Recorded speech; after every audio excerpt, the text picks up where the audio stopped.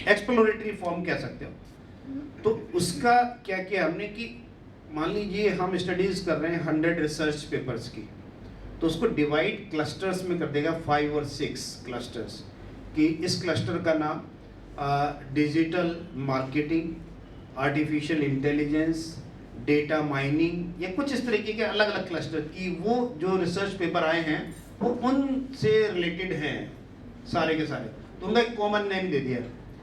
जैसे digital marketing से related, जैसे सोशल मीडिया मार्केटिंग और इस तरीके की कई टॉपिक होंगे, तो उसको हम क्लब करके एक नया नाम दे देंगे कि डिजिटल मार्केटिंग कि हाँ ये सारे रिसर्च पेपर जो है डिजिटल मार्केटिंग के बारे में बता रहा है।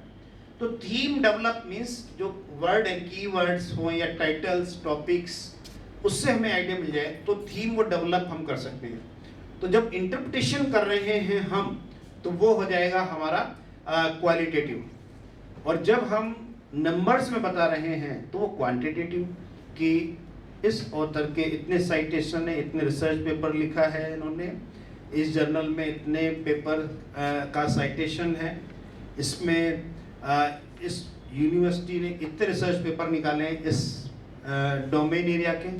तो जब हम नंबर्स की बात बता रहे हैं, चाहे वो ग्राफ के थ्रू बताएं, पाई चार्ट है, बार चार्ट है, तो वो हमारा क्वांटिटेटिव होगा। जब थीम डेवलप कर रहे हैं कि हाँ AI and ML in finance, तो इसमें कौन से टॉपिक्स हैं, इनको सेगमेंट जब कर दिया, थीम जो डेवलप की, थीम का मतलब है कि उन 4 या 5 टॉपिक को क्लब करके जो एक हमने सेंस निकाला कि हाँ ये इसका मतलब है, वो हमारा क्वालिटेटिव हो गया। ठीक है ना, जिसको हम खुद इंटरप्रेट कर रहे हैं।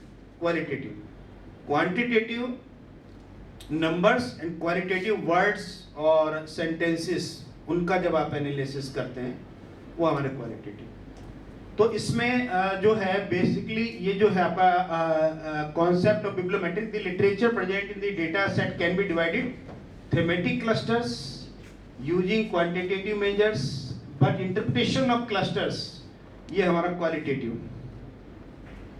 Bibliometric analysis has the potential to introduce systematic, transparent, and reproducible review process based on the statistical measurement of science, scientist और scientific activities।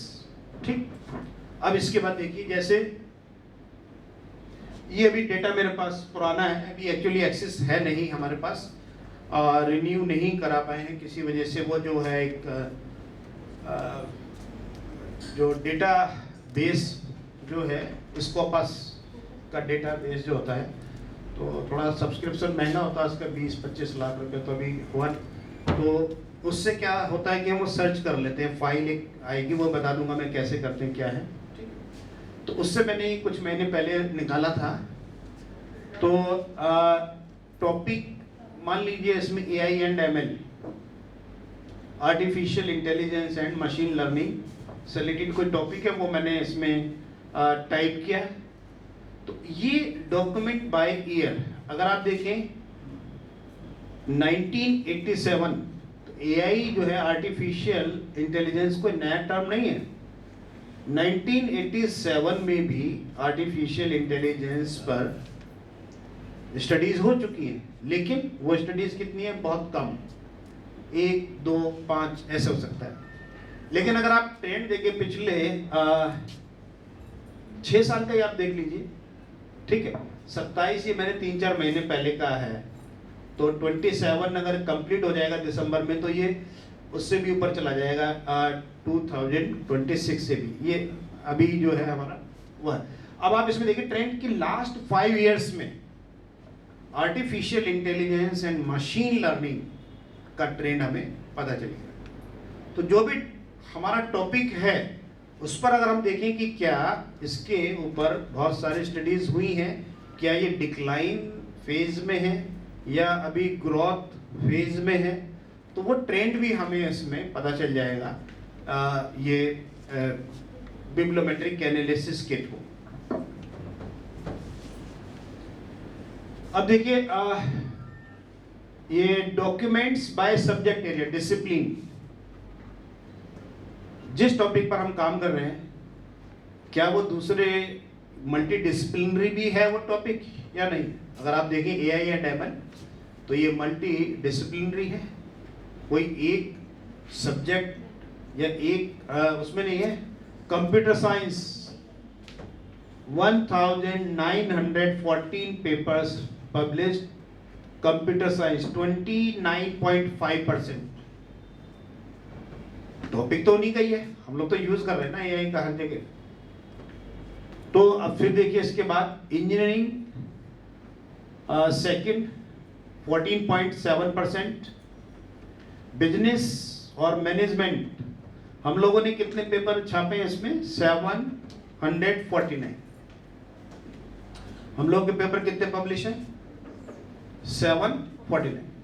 और सबसे ज्यादा आप देखिए किसके हैं 1914, ये आपके किसके हैं कंप्यूटर साइंस और इंजीनियरिंग। अगर दोनों मिला लें, कंप्यूटर साइंस भी तो इंजीनियरिंग ही है एक तरह से देखें तो एरिया तो ये नहीं का है। अगर लगभग 15 और 45% तो लगभग नहीं का हो गया।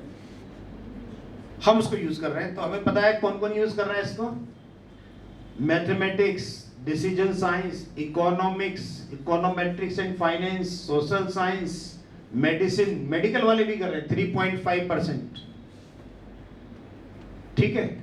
देन फिजिक्स कम कर रहे हैं लेकिन हो रहा है, एनर्जी और अदर्स में 10% आएगा। तो ये भी हमें, मैंने बताया ना, ब्रॉडर कॉन्सेप्ट आपके टॉपिक का कहां कहां यूज हो रहा है वो हमें पता चल जाएगा डिसिप्लिन वाइज भी।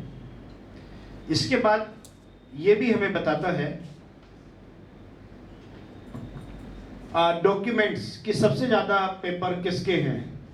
जैसे हमने देखा पहला वाला तो उसमें ऑथर नहीं है। सेकंड देखिए कर AK, इनके 9 पब्लिकेशन हैं, AI and ML in management, ठीक, ये कोई भी टॉपिक हो सकता है।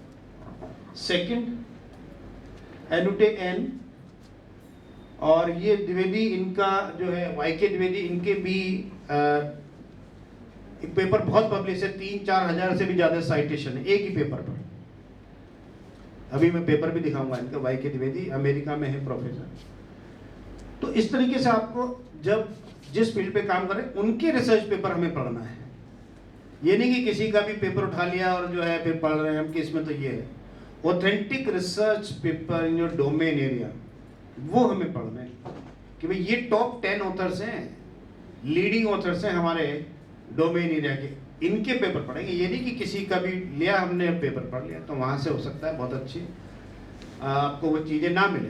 तो एक तो ये हमें पता चल गया कि डॉक्यूमेंट्स बाय ऑथर्स, देन कि काम कहाँ हो रहा है सबसे ज़्यादा है। तो आप सरप्राइज होंगे, India maximum paper published India में कितना है 863। Then second United States, China. तो सबसे ज्यादा काम कौन कर रहा है, हमारे यहाँ लोग काम कर रहे हैं, ठीक है ना, AI और ML पे, क्योंकि हर जगह AI ML चल रहा है। हर एक आदमी चाहता है कि कुछ ना कुछ इसमें ऐड करके हम अपने पेपर को पब्लिश कर रहे हैं। तो ये देखिए कितना यहाँ पे पता चल गया। तो ये भी हमें पता, अच्छा इंडिया में भी कौन सी ऐसी टॉप 10 यूनिवर्सिटीज हैं ये भी पता चल जाएगा कि कौन कर रहे हैं इंडिया में भी। जिनको हम बड़ी यूनिवर्सिटीज कहते हैं, पता चला वो तो है ही नहीं, वो तो कार्य कर ही नहीं है। बहुत सारी गवर्नमेंट यूनिवर्सिटीज, प्राइवेट वाले काम कर रहे हैं, ठीक है ना। तो ये भी देखिए अब जैसे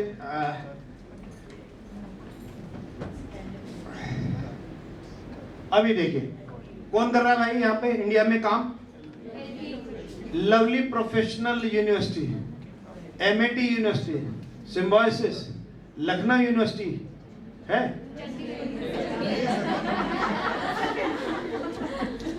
अब देख लो आपकी टॉप, आपकी यूनिवर्सिटीज कहाँ हैं। हम लोग क्या कर रहे हैं वो देखिए, इंडिया में भी कौन सी गवर्नमेंट, IIT वाले भी कहाँ हैं, IIM वाले कहाँ हैं बताइए, सब हवा हवा ही है। तो ये आपने जो अपने बनाया हुआ है कि भाई IIT IIM में या कोई और बड़ी जो सेंट्रल या बड़ी यूनिवर्सिटी है वहाँ बड़ा अच्छा काम हो रहा है, वो आपको यहाँ से पता चलेगा कि भाई आपके तो पेपर पब्लिश है ही नहीं। बताइए, एक भी मुझे यहाँ पे बता दीजिए अब कहाँ गवर्नमेंट वाली तो कोई दिखनी नहीं है, सिम्बोसिस भी नहीं है, Chandigarh university, graphic era Dehradun वाली है, SRM, ये सारी यूनिवर्सिटीज आप बताइए कहाँ है? चितकारा है, SRM, VIT, क्राइस्ट यूनिवर्सिटी, सब प्राइवेट है। तो ये भी एक हमें पता चल जाता है काम कहाँ हो रहा है। हमें पता तो चलना चाहिए हमारे डोमेन एरिया में काम कौन कर रहा है। तो जब हम कोई भी टॉपिक सेलेक्ट कर रहे हैं, अभी हमने टॉपिक भी सेलेक्ट नहीं किया है, केवल अभी हमें बिब्लियोमेट्रिक से एक आइडिया मिल रहा है जो हर एक स्टूडेंट को अभी अगर आप कोई पेपर भी लिखें तो भी बिब्लियोमेट्रिक एनालिसिस करना है आपको, कोई रिसर्च पेपर की, तो उससे हमें पता चल जाएगा कि कहाँ कौन क्या काम कर रहा है। आपको लग रहा है लवली में काम हो रहा है, ज्यादा कौन कर रहा है वो भी पता चल जाएगा। उनसे आप दोस्ती कर लीजिए, बात करिए कि सर मैं भी ये इस पे काम करना चाह रहा हूँ, तो आपकी मदद हो जाएगी इसमें। तो ये हमें आइडिया मिल जाएगा कि कहाँ कौन क्या कर रहे हैं। और टॉप 10 ऑथर्स, 20 ऑथर्स वो भी आ जाएंगे, उनके नाम भी आ जाएंगे कि कौन ऐसे टॉप 20 ऑथर्स हैं, 25 ऑथर्स हैं, 30 ऑथर्स हैं, 50 ऑथर्स हैं, सबके नाम आ जाएंगे। उनसे हम कांटेक्ट कर सकते हैं। अभी ये पता नहीं है ना हमें कि हम काम कर रहे हैं, क्या कर रहे हैं, पता ही नहीं, डायरेक्शन ही नहीं पता है। तो डायरेक्शन तो बिब्लियोमेट्रिक एनालिसिस से आपको पता चल जाएगा, एक बात मिल जाएगा कि आपको कैसे कैसे कैसे आगे जाना बढ़ना है।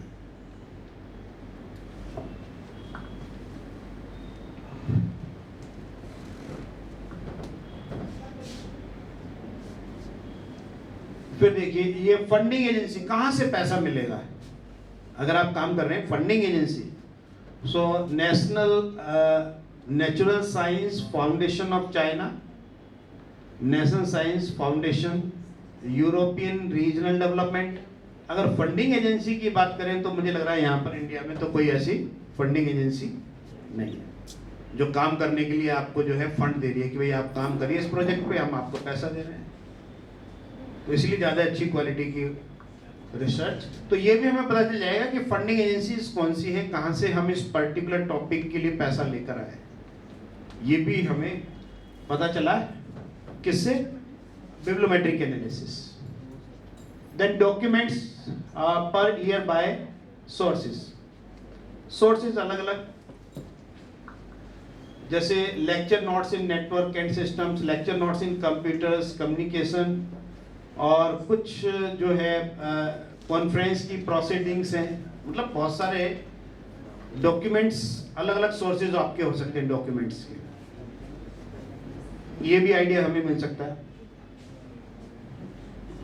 Now the bibliometric analysis can be divided into two parts. One is the performance analysis और दूसरा है इसमें नेटवर्क एनालिसिस, है ना, नेटवर्क भी कह सकते हैं, मेन टेक्निक परफॉर्मेंस एनालिसिस।